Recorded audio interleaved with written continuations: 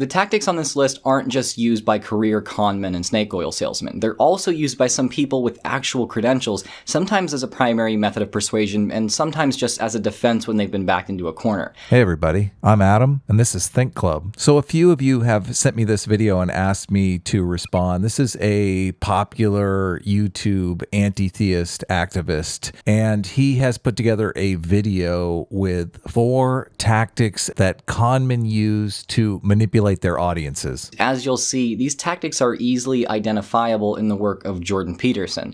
It just goes to show that someone being highly credentialed doesn't necessarily ensure that they're always honest in their means of persuasion. So yes, and of course he goes after Jordan Peterson. Jordan Peterson is lumped in with these conmen. Probably the most interesting feature about the video is every single dishonest tactic he is accusing Jordan Peterson of, he seems to be using himself. Now, I'm sure that if you're the kind of person who watches videos like this one, you're probably already aware of several manipulation tactics, most of which are some sort of appeal to emotion.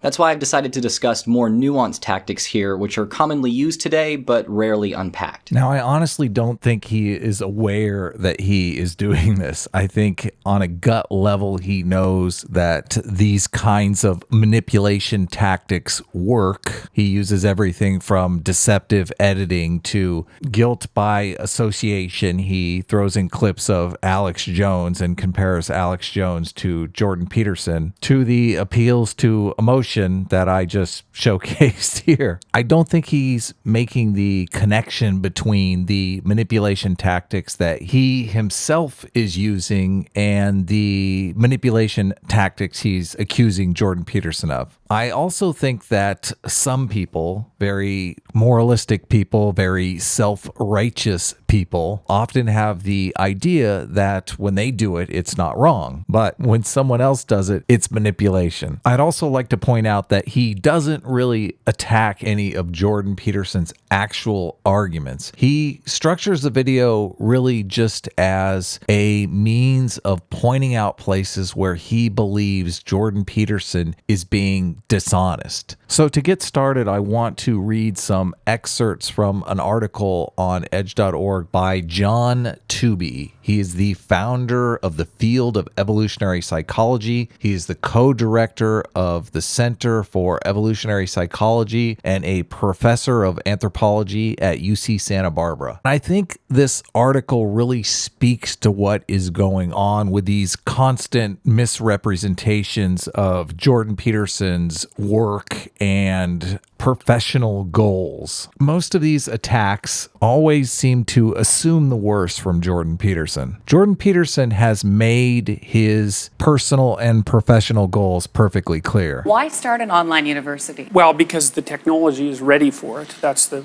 most important issue. There's absolutely no reason why high-quality education can't be made available to masses of people at low cost. The way I see it, these people, these anti-theists, have abandoned religion, and they are attempting to form a community around a shared goal. They call themselves activists. If you look up this guy's biography online, he says, "I'm a secular activist and YouTuber who produces content in opposition of religion." Now, this makes them see Jordan Peterson as an opponent of their goal, their philosophy. Jordan Peterson is talking about the secular utility of religion, and they are in opposition to this religion. The problem here is that it's just very disingenuous of them to claim to be a pro-science community and then completely throw science under the bus to achieve some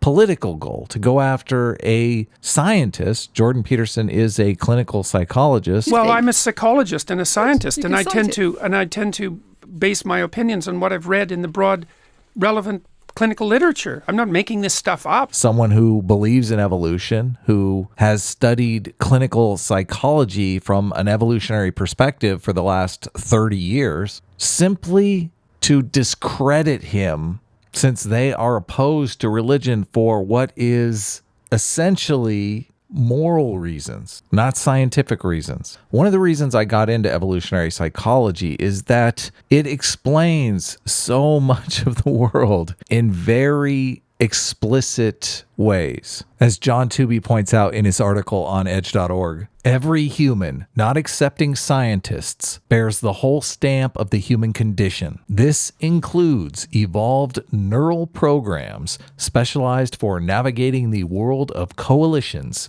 teams, not groups. Although the concept of coalitional instincts has emerged over recent decades, there is no mutually agreed upon term for this concept yet. These programs enable us and induce us to form, maintain, join, support, recognize, defend, defect from, factionalize, exploit, resist, subordinate, distrust, dislike, oppose, and attack coalitions. Coalitions are sets of individuals interpreted by their members and or by others as sharing a common abstract identity. So as I've talked about in previous videos, we are very groupish. We are team-oriented. Those team beliefs and practices which bind us into a community are basically our religious system. They form the core of our identities. And as members, these beliefs and practices often become invisible to us. These beliefs and practices form us into a collective group where we circle the wagons and fight off other groups. We act out psychologically what our ancestors acted out physically. Now, a lot of people talk about virtue signaling,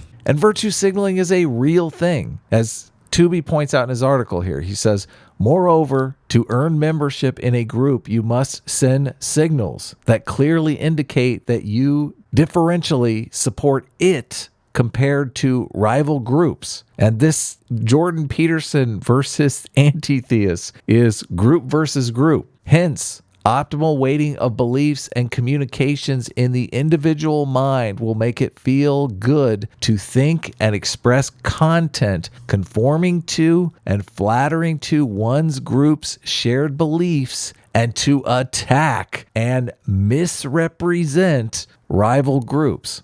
The more biased away from neutral truth, the better. And this is why this psychology that is in all of us is driving these people to misrepresent Jordan Peterson. Jordan Peterson is a threat to their coalitional goal. He is a threat to their coalitional team. If the team's goal is no longer applicable, no longer a relevant goal for society, and this isn't just anti-theism, this is social justice as well. If the goal is equality of opportunity and equality of opportunity is achieved, that goal is no longer relevant, then the team has no shared objective to rally around. And here is my biggest complaint about the anti-theist community. They aren't looking at religion from a scientific perspective. I very much see Jordan Peterson looking at religion from an evolutionary perspective, from a scientific perspective, from a secular utility perspective. This is why the self-help stuff is the self-help stuff. As Tooby continues in his article, this raises a problem for scientists. The coalitional mindset raises a problem. Coalitional mindedness makes everyone, including scientists, far stupider in coalitional collectivities than as individuals. Paradoxically, a political party united by supernatural beliefs can revise its beliefs about economics or climate change without revisers being bad coalition members, because their beliefs are separate from economics and climate change. But people whose coalitional membership is constituted by their shared adherence to rational scientific propositions have a problem when, as is generally the case, new information arises which requires belief revision. And the new information, I would say, in this current Jordan Peterson versus Antitheists debate, discussion, the new information is religion has secular utility. They have been living on this assumption that the world would be hearts and unicorns without religion, that religion is a net negative instead of a net positive for society. That may in fact not be the case. The evidence may not be on their side. As Sam Harris points out while reiterating Jordan Peterson's position at one of the recent Vancouver debates, at this point, religion is a narrative technology that we don't completely understand. If each individual just thrust onto the stage of his own life, not knowing where he is, and tasked with figuring out how to live all on his own, or even in a collection of others who are similarly unguided by ancient wisdom, this is not knowledge we can recapitulate for ourselves easily. And so we edit or ignore these ancient stories at our peril, at minimum at some considerable risk, because we don't know how much, we don't really know what baby is in the bathwater. When the evidence comes in, when the cost-benefit analysis is done, when it comes back in that the modern forms of Christianity have these pro-social benefits for society, that the advantages outweigh the costs, then it is time to revise your rational, scientifically minded beliefs. Unless, of course, your coalition is built around the presupposition that religion is harmful, religion is dangerous, religion is a net negative for society, then you can't revise your beliefs. As Tooby continues here, he says, to question or disagree with coalitional precepts, even for rational reasons, makes one a bad and immoral coalition member, at risk of losing job offers, one's friends, and one's cherished group identity, the antitheist identity. This freezes belief revision. And this is the irony. This is the incredible irony here, that they claim, the antitheists claim, they are a group united around scientific beliefs, and they are opposed to religion because religion is unable to revise its belief system. The problem is dogmatism. The overarching problem is believing things strongly on bad evidence.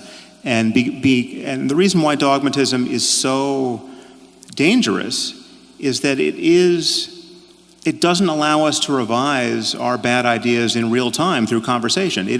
Dogmas have to be enforced by force or the threat of force, because the moment someone has a better idea, you have to shut it down in order to preserve your dogmas. Okay. Never mind the fact that religion has changed dramatically over the centuries, that religion is revising its belief systems. There is plenty of empirical evidence to prove this. This coalitional mindset has blinded them to this very simple reality. Tooby continues, forming coalitions around scientific or factual questions is disastrous, because it pits our urge for scientific truth-seeking against the nearly insupportable human appetite to be a good coalition member. Once scientific presuppositions are moralized, the scientific process is wounded, often fatally. No one is behaving either ethically or scientifically who does not make the best case possible for rival theories with which one disagrees. In this video, this YouTuber, this anti-theist YouTuber, doesn't even confront Jordan Peterson's theories. Jordan Peterson is making an argument that there is secular utility in religion for A, B, C, D, E, F reasons. He doesn't attack those reasons. He attacks Jordan Peterson's character. He accuses Jordan Peterson of being dishonest. He doesn't attack the arguments, he attacks the person, which is coalitional mindedness at its finest. This is even one of the reasons why Jordan Peterson is so wise in attacking this collectivist mindset. Now, if you know about these coalitional instincts, and most of us know about them intuitively, you hear people talk about different coalitions and bias and all kinds of things that relate to these coalitional instincts.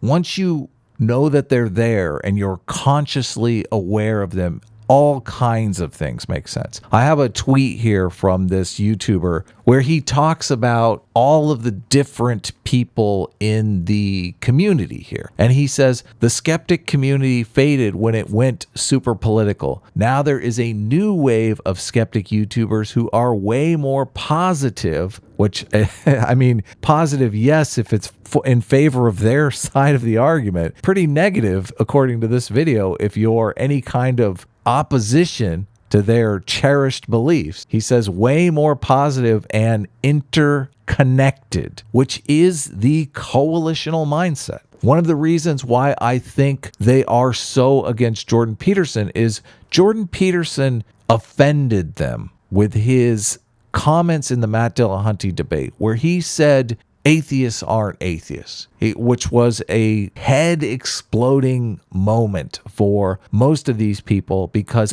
Jordan Peterson effectively called their core identity into question. Are there no godless artists and poets?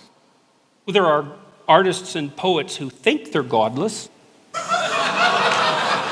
So we might have crossed over into a problem area. One of the anti-theists included in this interconnected group says here, being someone who's criticized a lot of Jordan's insulting, ridiculous views. And the word insulting is what I really want to highlight here. They have been insulted. This anti-theist YouTuber continues, most of my critics have been decent people who are just not grasping the ramifications of what he, Jordan Peterson, is saying, or indeed the fact that it's simply false. So they aren't really confronting Jordan Peterson's ideas, they're dismissing his ideas, which is part of this coalitional mindset. Now, I would love these people to step outside of that coalitional mindset. I would love them to actually argue the ideas that Jordan Peterson is putting forward instead of misrepresenting those ideas. But I'm not sure they're in a position to do that. I'm not sure that they have the psychological wherewithal to step out of that mindset. This is their new identity. This is their new tribe. And they are set on defending this tribe at any cost. Even if that cost is something that they claim is their highest priority, and that would be science. They will give lip service to science in order to maintain their cult. So I am going to end here with a clip from evolutionary biologist David Sloan Wilson. He is an author, a university professor, and an atheist, very much a pioneer. He has made it his life's work to understand religion from an evolutionary perspective. Religions are not the only belief systems that depart from factual reality. And this is one of these evolution 101 statements, so elementary, simple, but profound. If the mind has evolved to adopt beliefs, what kind of beliefs will be adopted by the evolved mind? Will it be beliefs that have truth value, or will it be beliefs that have survival and reproductive value? And so the mind has evolved to adopt beliefs that enhance survival and reproduction. But there's many situations in which beliefs become more useful by becoming less true. And religions max out on that. They're unconstrained, and so they can create very powerful belief systems that are highly motivating and can cause you to do very useful things, especially at the group level, because they're not constrained by their factual value.